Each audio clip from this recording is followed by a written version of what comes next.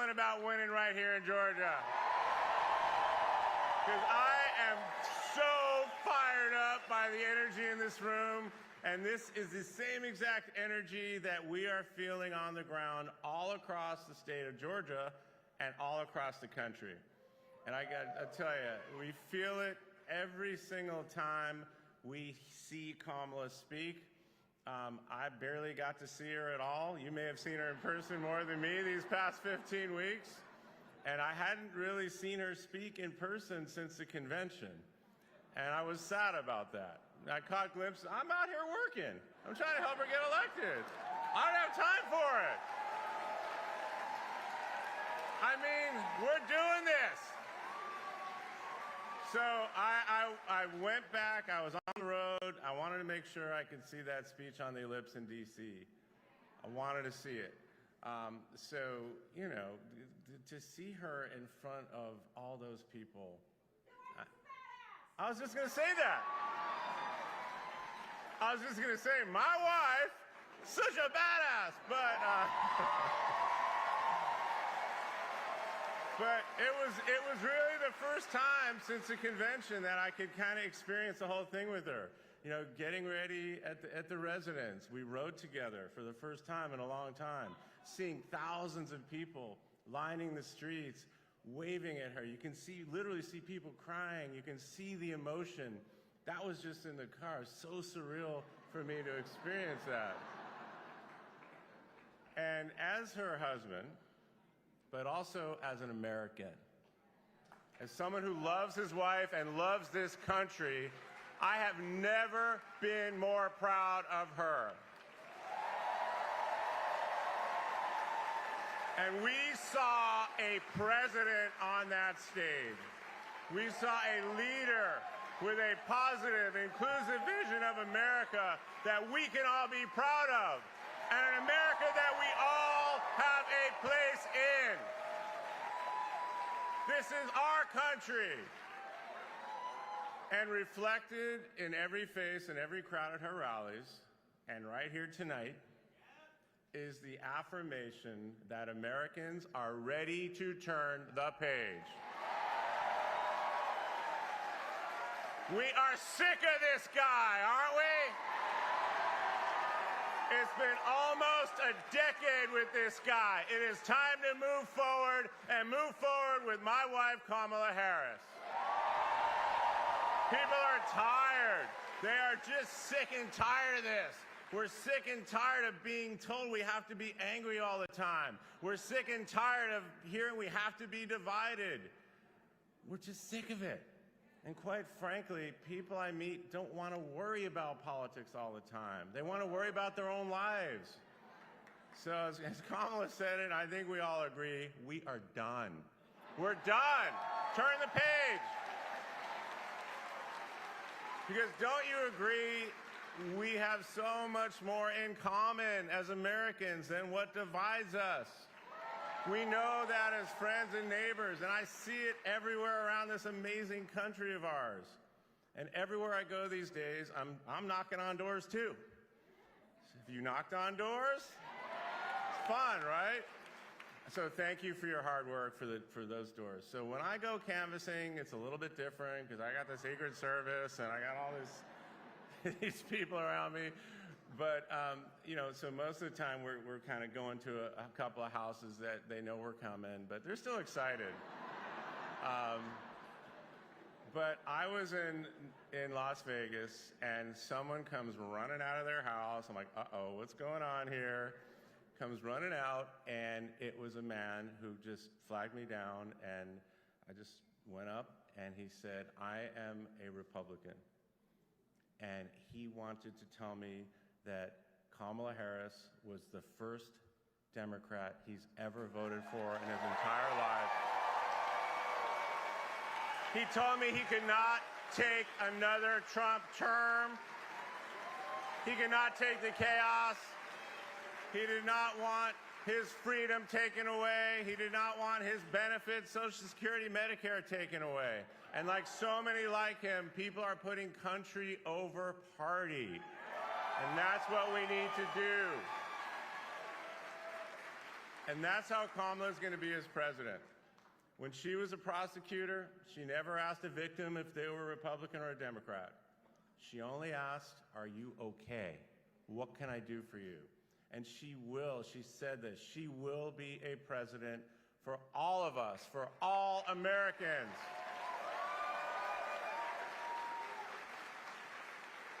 So, just 15 weeks ago, folks, it's only been 15 weeks. So when the country needed a leader, Kamala was the one who stepped up. Kamala did what Kamala always does. She just put her head down and she went to work. She secured that nomination. She united the party. She picked an incredible running mate in Governor Walz.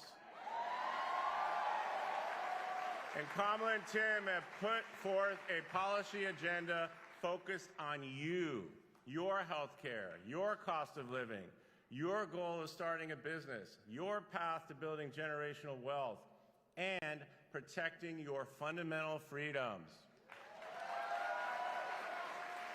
Her solutions to the challenges you face come from listening. She actually listens.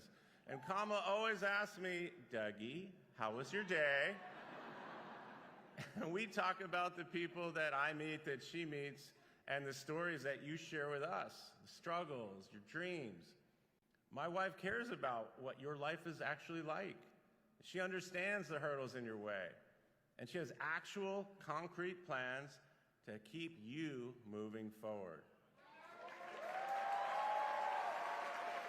But we know this campaign has required more than having the right policy proposals. Kamala had to take on Trump and his little sycophants each and every step of the way. You know, those little, so unbelievable. And she did it making her case. She did it on the debate stage, and she's done it all across America. She's done it because women are dying. They're dying right here in Georgia because of the Trump abortion bans in more than 20 states. Women like Amber Thurman.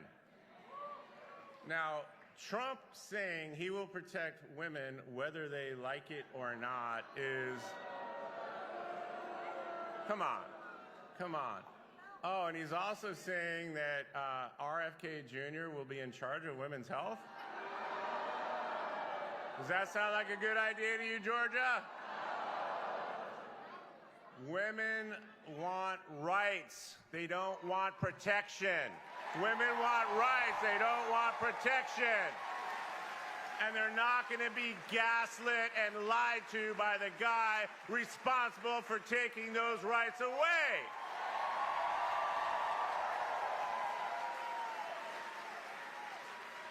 I was in Philadelphia last night. A group of young women came up to me. We were at a team dinner. They told me they had voted for Kamala, and then one of them just started crying. She said she lives with her mother, and all they can talk about these days is just how vitally important it is that Kamala wins.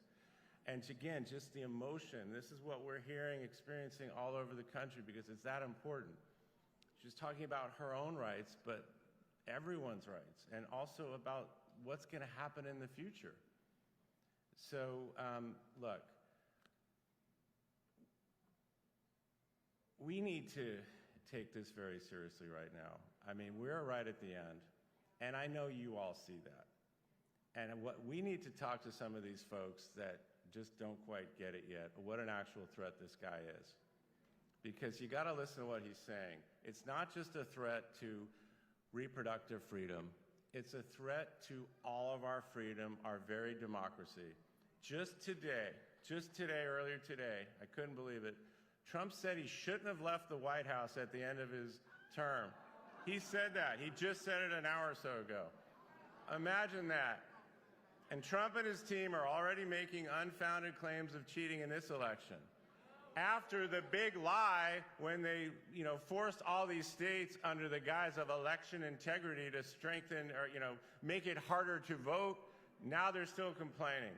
And we know exactly why they're pulling these stunts. They're worried because you're voting in record numbers in early voting. And Georgia, if you turn out and vote, If you turn out and vote like you did last time, Trump's going to be looking to find more than 11,780 votes.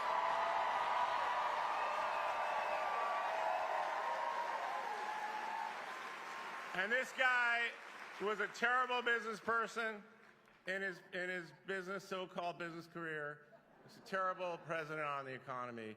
But if he gets back in the White House, our entire economy will be destroyed. When he was president, he added almost $9 trillion to the national debt with tax cuts for his buddies like Elon Musk and the largest corporations.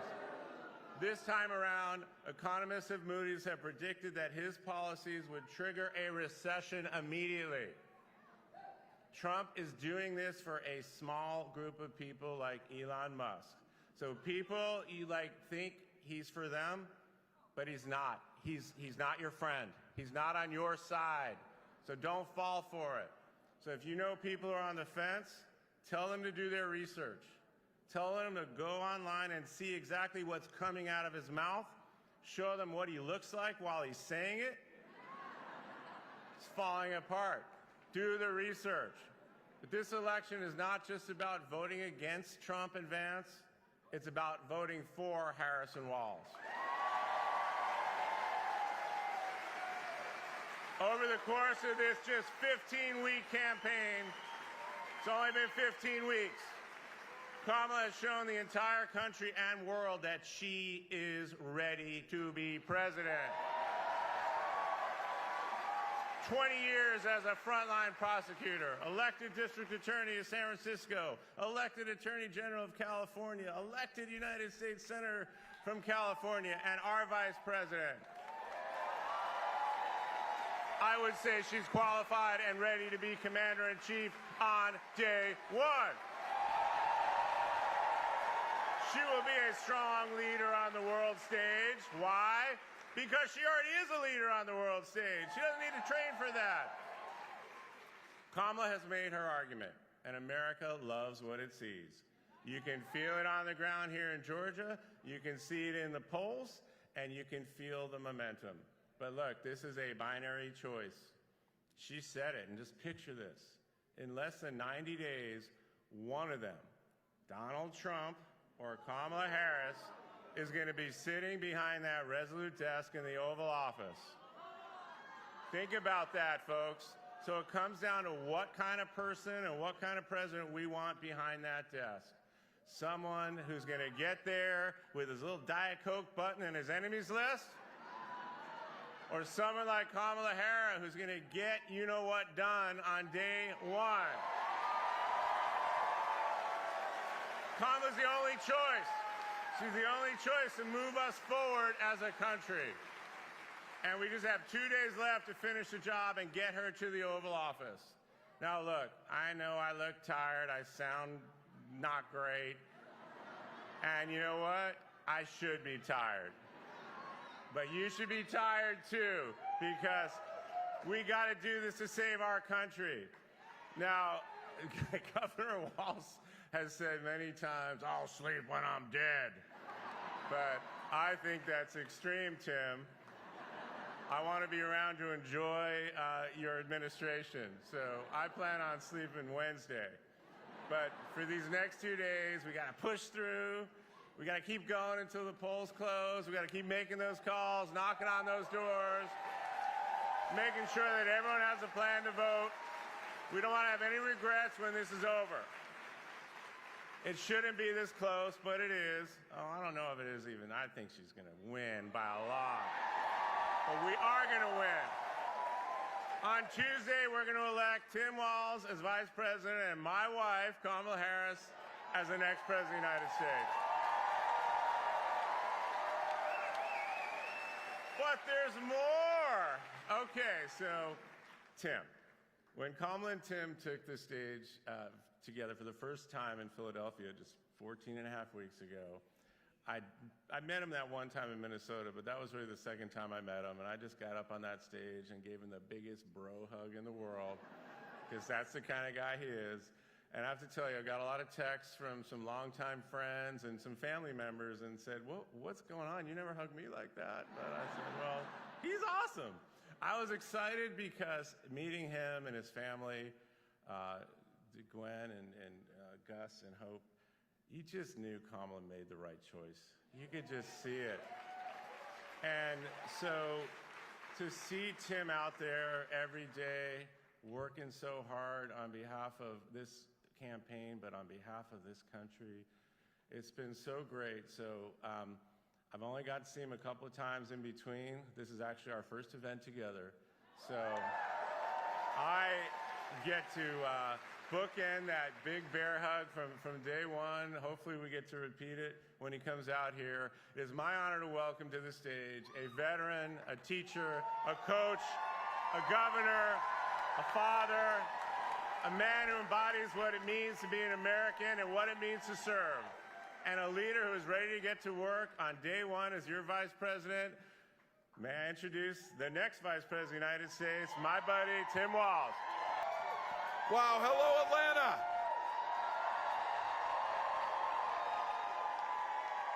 Wow. You're here today, so I got to do it. 27-13, Atlanta here on this one. 2 minutes left in the game. You're in good shape. You're going to win this thing. Falcons. Hey, how lucky are we? Doug Emhoff, an incredible partner. He is going to make the greatest and the first gentleman of the United States, Doug Emhoff. I love getting to know this guy over the past few months. Incredibly grateful. Tamaya, thank you for all you're doing. Thank you for the hard work you're doing. Thank you for bringing your powerful message. And can I just say, Georgia, thank you for sending Lucy McBath to the United States Congress. She's there working to protect all our children. And I have to tell you, I got a chance back here. You're going to hear from some folks. As soon as I get off the stage, we're going to get a little bit of entertainment up here. A huge thank you to Michael Stipe, John Bon Jovi, the Warren Treaty, and all the talent. I can't tell you how great it is when you finally get to meet your idols and they're actually cooler than you thought they were. These guys are. They're out here doing it. And I'll say this, Tyler, thank you for that incredible kickoff to this thing. Let's all agree, after we win this election with Kamala Harris, this next generation of leaders like Tyler, we're going to be just fine. We're going to be just fine. And thank you to all of you. Look around this. Look around this room. You could be anywhere. You could be doing anything at home. Hell, you could have been watching the Falcons. You could have been doing all that. But you didn't. You came here simply because you love this country. Thank you for that. Thank you.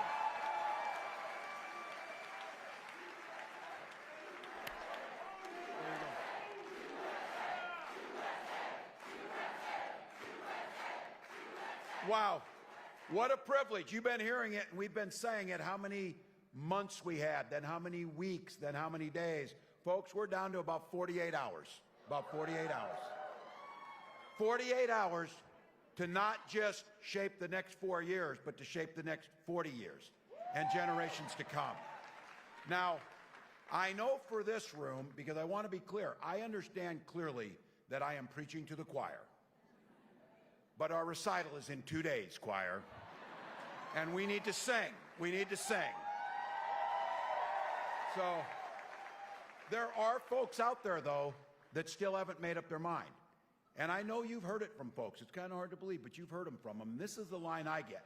From folks I know, family, some of these, you get them. They say, well, you know, I really can't stand Trump and the stuff he does. And we're all saying, oh, really? You know, after this.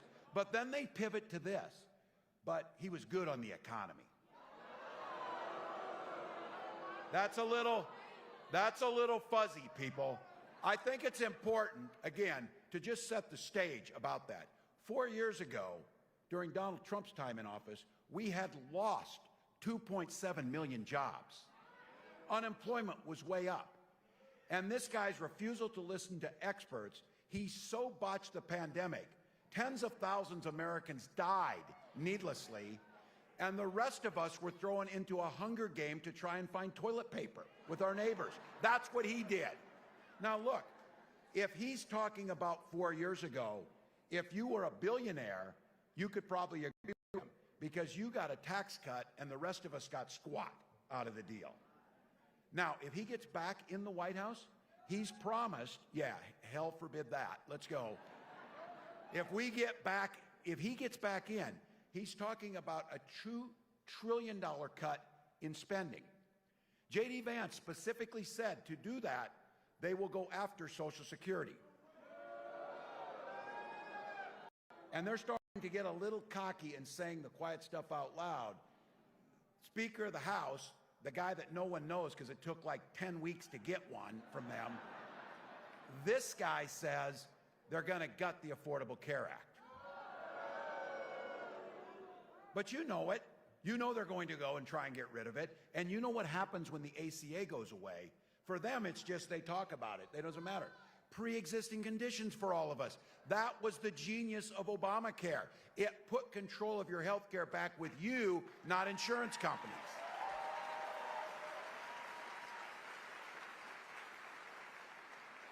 Now, Donald's had 9 years to come up with a plan for health care. He's now morphed it into concept of a plan. But look, he tries now because the ACA is popular. People kind of like having health care. They kind of like taking their kids to the doctor when they need to. They kind of like not going broke and losing their houses because they had a health scare. So it's really popular. But that didn't stop him the first time. He ran on repealing the ACA. He signed an executive order to try and repeal the ACA. He signed on to a lawsuit to get rid of the ACA. And 60 times, he, along with the Republican Congress, tried to get rid of it.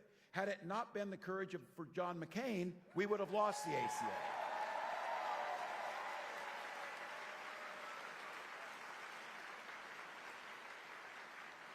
And 2 days ago, Speaker Johnson suggested that if Trump wins this thing, they're going to go back and repeal the CHIPS and Science Act.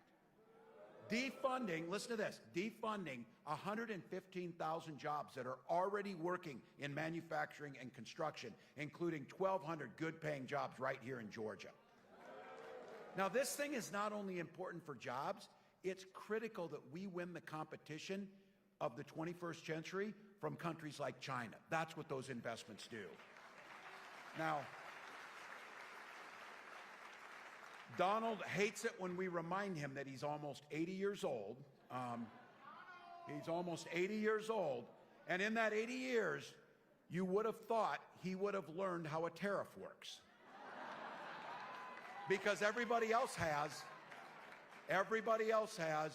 CEOs of Black & Decker, Columbia, and all these companies say, if Donald Trump gets his way and he puts this tariff on, it will add 20% to virtually everything you buy, costing all families about $4,000 a year. Anything you get, right out of your pocket. That dude said he went to the Wharton School. He should get his money back from that if he did. Look, you heard Doug say it. You heard everybody say it. Donald's not interested in making your life better. In fact, Donald's not thinking about you at all. I mentioned this the other day. You know on your phone you got the lock screen? You got your kids, you got your grandkids, you got your dog, you got your car. If you're some of us, you got it on there. Donald's got a picture of himself on his phone. That's true story. True story. Can we agree that is weird behavior there? That is weird behavior. Yeah. Look, I know we heard this.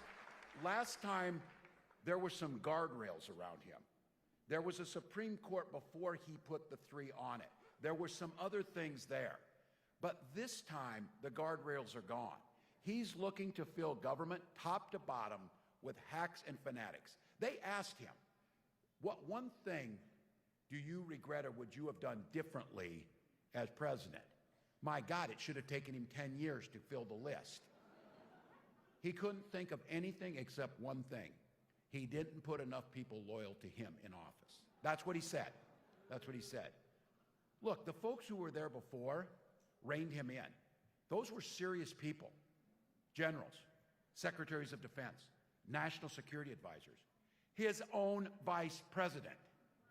They were pleading with him, and now they're pleading with us. As Kamala said, they are making a 911 call to us. Don't let this guy back in power.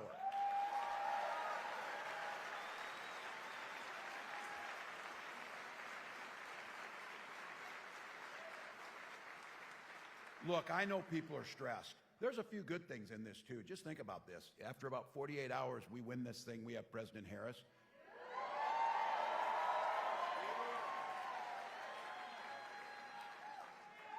We won't ever have to talk about this guy again.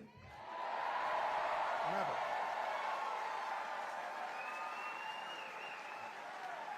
So if you're on the roller coaster, oh, we're winning, oh, we're losing, oh, we're winning, get off the roller coaster.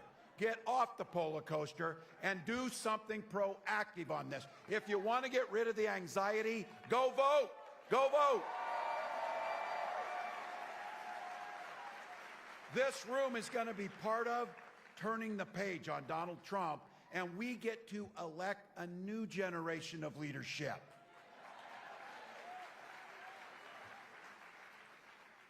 Not only do we get rid of this guy and not have to hear from him or see him on TV or listen to the nonsense again, we get to do what we saw and the world saw from the ellipse on Tuesday. That's what a president looks like. That's what a president sounds like.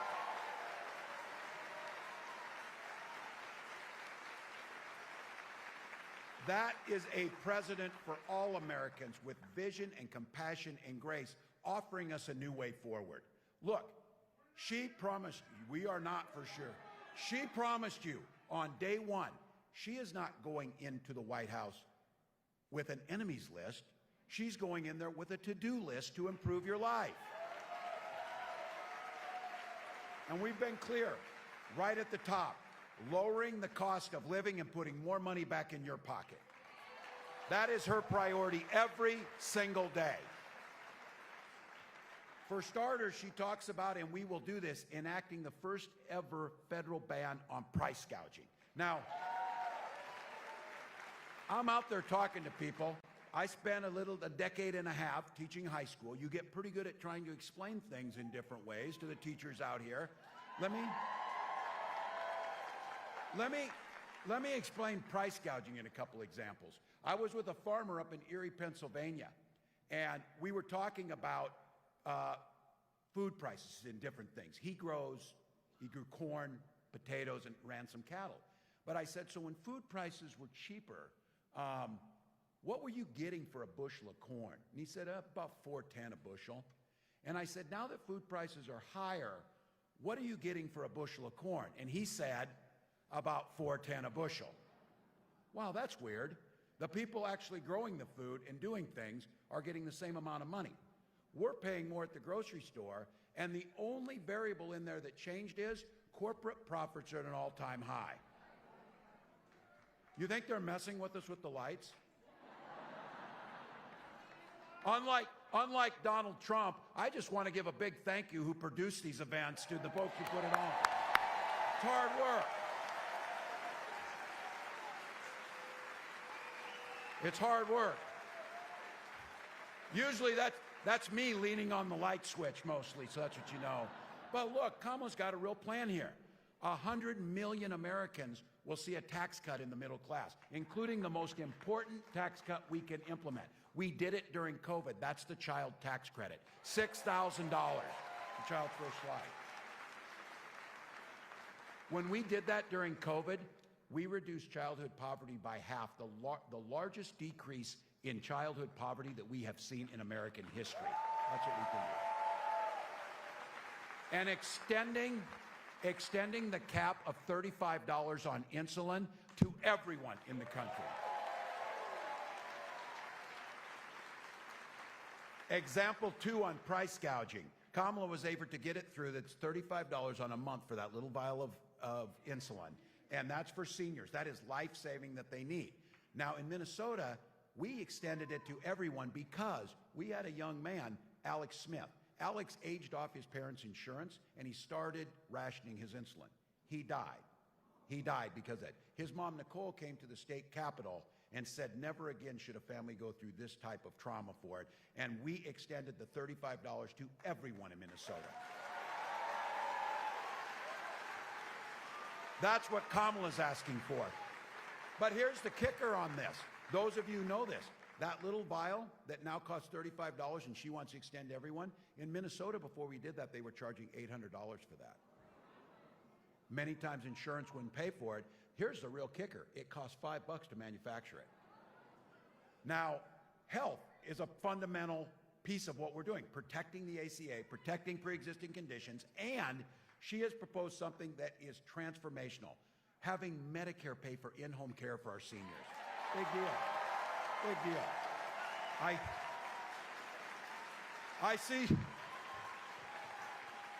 I see some young faces. Those of you who are young, trust me on this, and the gray hairs in here will tell you this. You don't think much about Medicare. You start getting up around 60, you spend about half your day thinking about Medicare because it's pretty important. She's also talking about enhancing those benefits that we paid into by making sure Medicare can pay for glasses and hearing aids. It's a smart thing. Helping the middle class.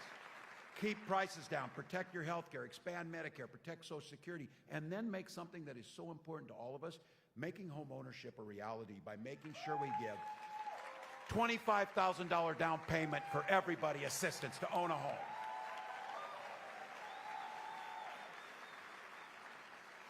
And there's folks that have a dream. To start a small business costs about $40,000, the initial startup cost. We offer a $5,000 tax credit presently. Kamala is proposing that we up that to $50,000 to give more people the opportunity to start their American growth. Now, folks, that's part of our plan around an opportunity economy. It is not a concept. It is a damn plan that works. I'm proud of it. I'm proud of that plan. You know something, we get asked too, because Donald Trump, his plan, adding tariffs, tax cut for billionaires, the economists all said that will add $8 trillion to the deficit. He is already the king of debt. He called himself that. He ran up more debt and it took the national debt higher than any other president before him. So we got asked, how are you going to pay for these programs? I said, well, for starters, Donald can pay his damn taxes to the federal government, which he hasn't done. Because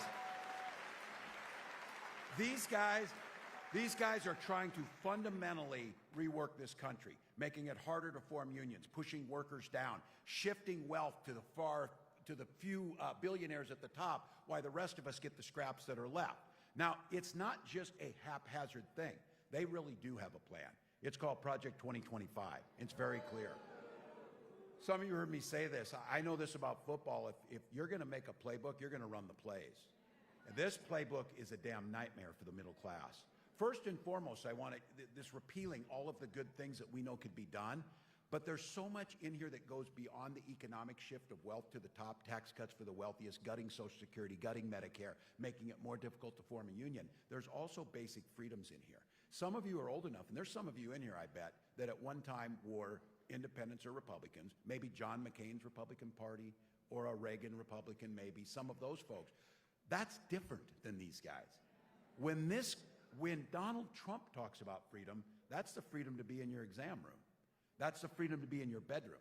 That's the freedom to tell you what books to read. That's the freedom to force their religious beliefs on you. Those are the things they're. When Kamala talks about freedom, she means the people should be free to make those decisions, not politicians.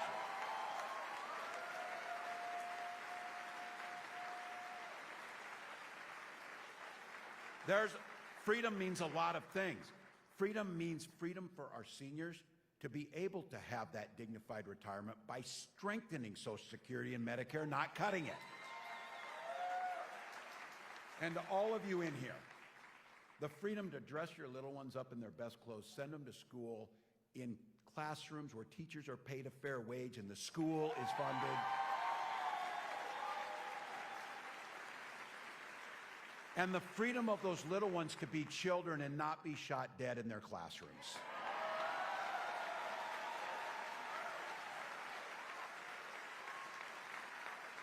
These guys don't get to frame this one. I know guns. I am a veteran. I'm a hunter. I'm a gun owner. Kamala is a gun owner. Kamala and I know we can uphold, as we have, the Second Amendment while also upholding our first responsibility, protecting our children. Protecting our children.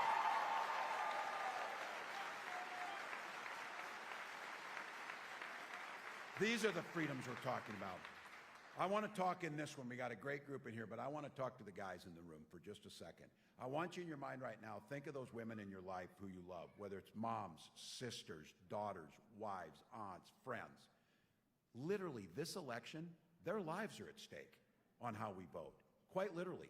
Donald Trump appointed those Supreme Court justices who, by the way, lied in their confirmation hearings and said that they would uphold Roe versus Wade. They didn't. They overturned it.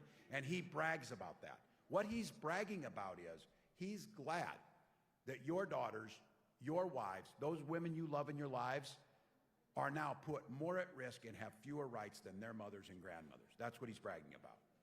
More than 20 states, including right here in Georgia, now have Trump abortion bans. Now, Donald Trump said you shouldn't worry about this. If you're a woman, he'll be your protector. Donald Trump will be your protector.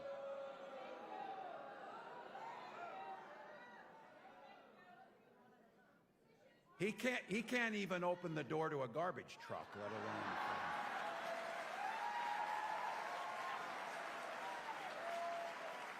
But you're right. Some of this would be fodder for a show that should be canceled, a two-bit comedy show or whatever. But this guy's asking to be back as President of the United States, and he's bringing a vengeance, and he's been very clear, talking about using the military against our own citizens, weaponizing the Department of Justice and doing that. So he's incredibly dangerous. Not only did he say he would be your protector, when he got a little blowback on that, he said, I'm going to do it whether the women like it or not. Look, to be fair, that's how he's lived his life, and a jury of his peers agreed. You see what I did there? But look, here is really truly what we're seeing now, though. Women are being turned away from emergency rooms and miscarrying in parking lots, whether they like it or not. Survivors of rape and incest being forced to carry those pregnancies to term, whether they like it or not. Fertility clinics have turned couples away at the door, whether they like it or not. For so many of us in this room, all of us in here, it's personal. For Gwen and I, it was infertility issues. And because we had access to fertility treatments, we were able to have a family. And I'll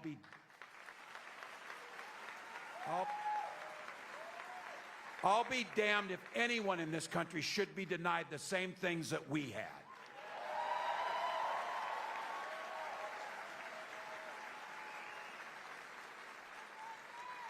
When we hold the Senate, when we take the House of Representatives and they pass a reproductive freedom bill, President Harris will sign it into law.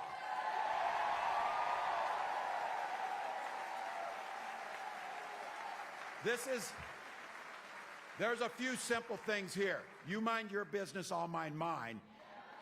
And Kamala and I trust women, and it starts from that. I also get a pretty good vibe out of this room that women across this country, every age, every background, every political party, are going to send a loud and clear message to Donald Trump on November 5th.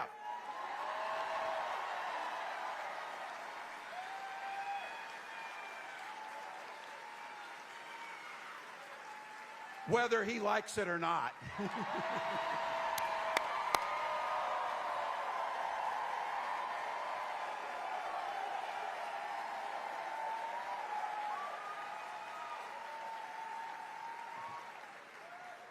He has no idea that can that he opened up on that day. Look, Kamala says it, we're not going back for a reason. We're not going back to that. We're not going back to the 50s. We're not putting women's lives at risk. We're not busting unions. We're not ignoring science. We're not doing it. And look, we've got the opportunity. That's why I'm here. On behalf of Kamala, on behalf of myself, I'm humbly asking you for your vote on November 5th.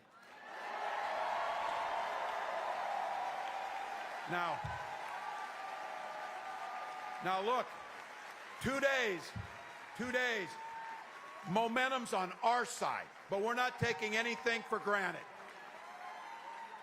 So I did this I did this for too many years. Here's the deal, folks. This game is tied and there's 2 minutes left. We've got the damn ball. We got the best quarterback on the field with Kamala Harris. As Doug said, we're too damn tough and too damn stubborn to get tired. We'll sleep when we have time when we're dead. That's not it. Because I'm telling you, in Georgia, 1 or 2 votes per precinct could win the whole damn race right here.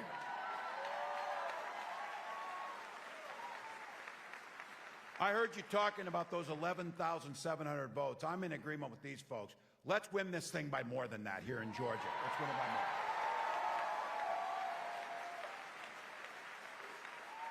But I said I'll take the wind, and if that, as a Georgian said one time, that arc of the moral universe bending towards justice, I know it will. So if we win Georgia, when we win Georgia, when we win. But if it happened by 1 vote, it will be Jimmy Carter's vote that did it. So that's what we'll do.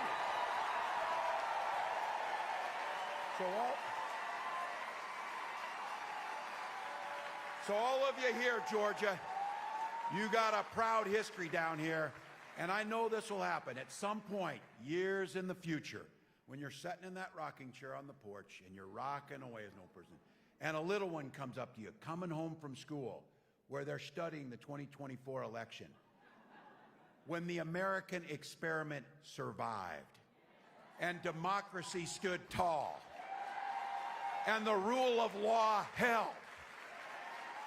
That little one's going to say, what did you do to make that happen? And your answer is every damn thing we could.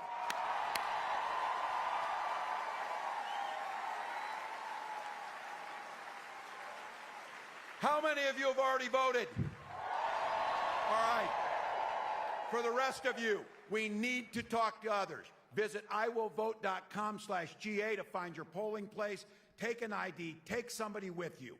You're doing this work because you believe in the promise of America. It is a privilege to fight for it. We know that this is our moment. I want to be in that rocking chair telling that story. And here's the deal. Georgia, you have the potential to win this whole damn thing for America. Right through here. Right through here. So as our next president taught us, when we fight, when we vote, win it for America, Georgia. Let's go.